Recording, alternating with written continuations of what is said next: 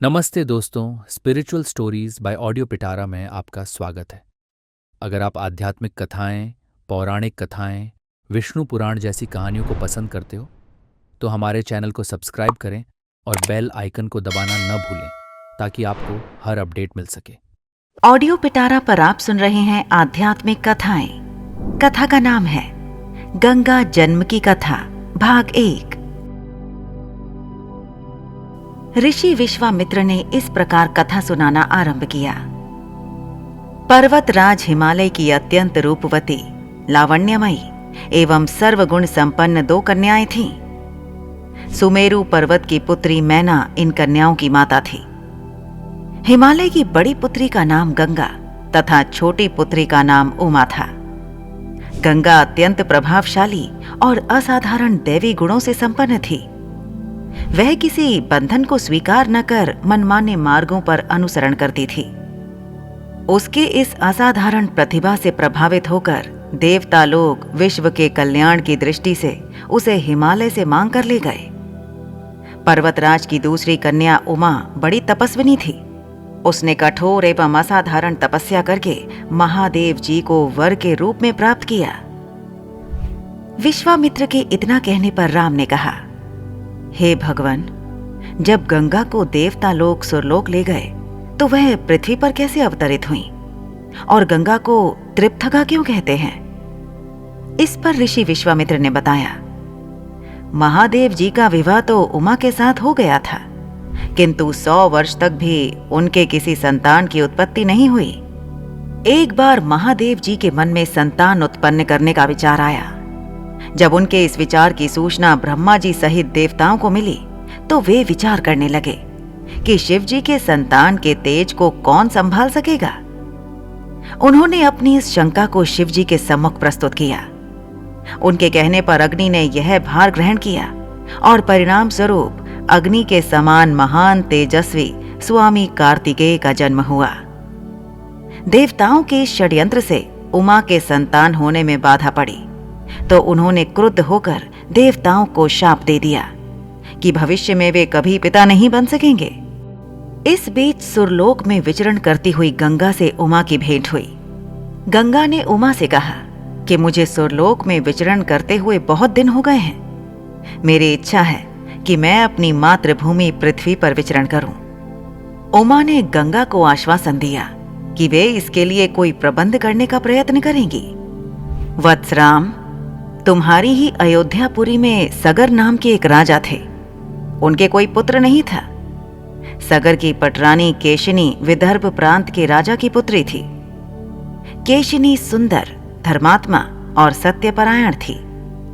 सगर की दूसरी रानी का नाम सुमति था, जो राजा अरिष्टनेमि की कन्या थी। दोनों रानियों को लेकर महाराज सगर हिमालय के भृगु प्रश्रवण नामक प्रांत में जाकर पुत्र प्राप्ति के लिए तपस्या करने लगे। उनकी तपस्या से प्रसन्न होकर महर्षि भृगु ने उन्हें वर दिया कि तुम्हें बहुत से पुत्रों की प्राप्ति होगी। दोनों रानियों में से एक का केवल एक ही पुत्र होगा जो कि वंश को बढ़ाएगा और दूसरी के 60,000 पुत्र होंगे। कौन सी रानी कितने पुत्र चाहती है, इसका निर्णय वे स्वयं आपस में मिलकर कर लें। केशिनी ने वंश को बढ़ाने वाले एक पुत्र की कामना की और गरुड़ की बहन सुमति ने 60,000 बलवान पुत्रों की। उचित समय पर रानी केशिनी ने असमंजस नामक पुत्र को जन्म दिया।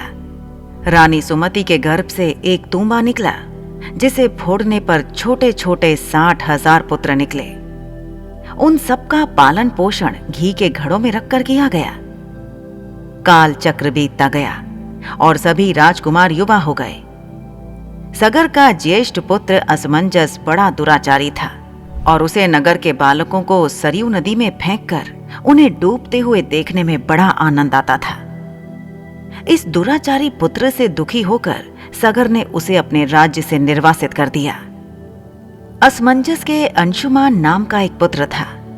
अंशुमान अत्यंत सदाचारी और पराक्रमी था। एक दिन राजा सगर के मन में अश्वमेघ यज्ञ करवाने का विचार आया।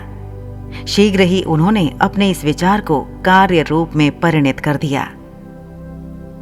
राम ने ऋषि विश्वामित्र से कहा, गुरुदेव, मेरी रुचि अपने पूर्वजा सगर की यज्ञ गाथा को विस्तार पूर्वक सुनने में है, अतः कृपा करके इस वृत्तांत को पूरा पूरा सुनाइए। राम के इस तरह कहने पर ऋषि विश्वामित्र प्रसन्न होकर कहने लगे, राजा सगर ने हिमालय एवं विंध्याचल के बीच की हरी भरी भूमि पर एक विशाल यज्ञ मंडप का निर्माण करवाया। फिर अश्वमेघ यज्ञ के लिए श्याम कर्ण घोड़ा छोड़कर उसकी रक्षा के लिए पराक्रमी अंशुमान को सेना के साथ उसके पीछे पीछे भेज दिया। यज्ञ की संभावित सफलता के परिणाम की आशंका से भयभीत होकर इंद्र ने एक राक्षस का रूप धारण करके उस घोड़े को चुरा लिया।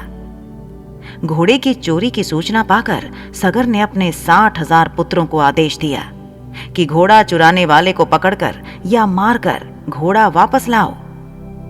पूरी पृथ्वी में खोजने पर भी जब वह घोड़ा नहीं मिला तो इस आशंका से कि किसी ने घोड़े को तहखाने में न छुपा रखा हो, सगर के पुत्रों ने संपूर्ण पृथ्वी को खोदना आरंभ कर दिया। उनके इस कार्य से असंख्य भूमितल निवासी प्राणी मारे गए। खोदते खोदते वे पाताल तक जा पहुंचे। उनके इस नृशंस कृत्य की देवताओं ने ब्रह्मा जी से शिकायत की तो ब्रह्मा जी ने कहा कि ये राजकुमार क्रोध एवं मद में अंधे होकर ऐसा कर रहे हैं। पृथ्वी की रक्षा का दायित्व कपिल पर है, इसलिए वे इस विषय में कुछ न कुछ अवश्य करेंगे। पूरी पृथ्वी को खोदने के बाद भी जब घोड़ा और उसको चुराने वाला चोर नहीं मिला तो निराश होकर राजकुमारों ने इसकी सूचना अपने पिता को दी। रुष्ट होकर सगर ने आदेश दिया कि घोड़े को पाताल में जाकर ढूंढो। पाताल में घोड़े को खोजते खोजते वे सनातन वसुदेव कपिल के आश्रम में पहुंच गए। उन्होंने देखा कपिल देव आंखें बंद किए बैठे हैं और उन्हीं के पास यज्ञ का वह घोड़ा बंधा हुआ है।